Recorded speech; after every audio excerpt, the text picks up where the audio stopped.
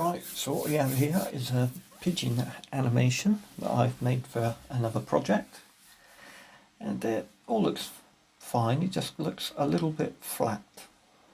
And so it's only 11 frames of animation. Right, so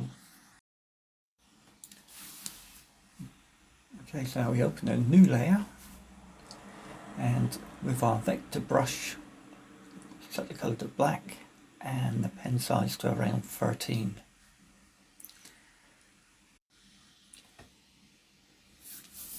Right, so now if we draw around the underside of a pigeon, just think of it as where the light wouldn't hit. It should cause a shadow on the object. And we'll paint this or draw this in black for the time being. What I used to do was use two colours, a lighter shade and a dark shade, and it was always experimenting with these colours to try and get it to the right colours that you needed. This way it's a bit of a cheat and makes life a lot easier.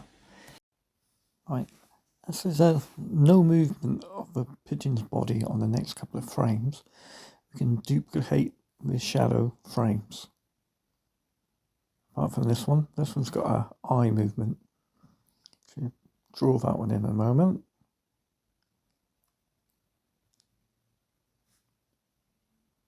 And duplicate the next frame, and then we're going to have to raise that eye off of the next frame.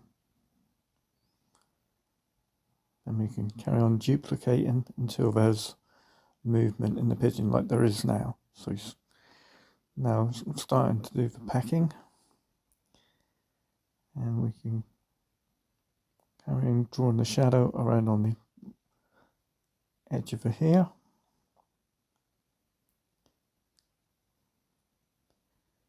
Continue to the end of the wing.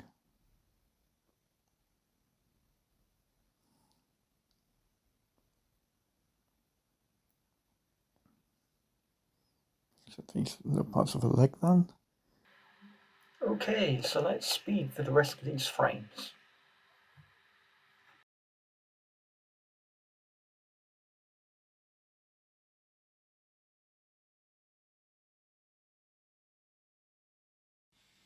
Now for my favourite part, open up layer opacity or transparency and set it down as low as about 7.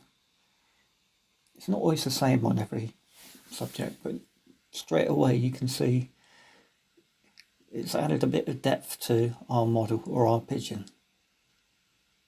You can see through every frame. Looking good. Right, so we'll repeat as we did before, open a new frame.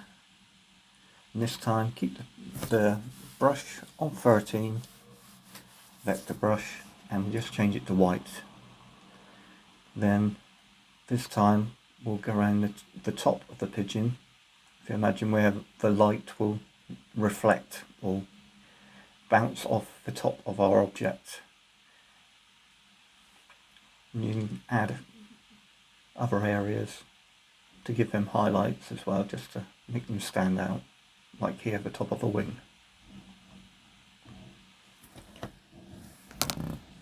The legs, we do the front of the legs, so technically they wouldn't be showing the light, but it kind of gives them more dimension if you've got dark and light on the front of the backs of the legs.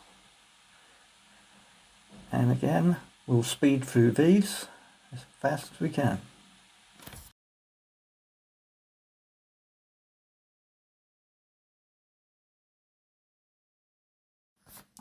And again, as before, open layer opacity and move it down, not quite as much as before on the dark one, move it down to around 30, 33.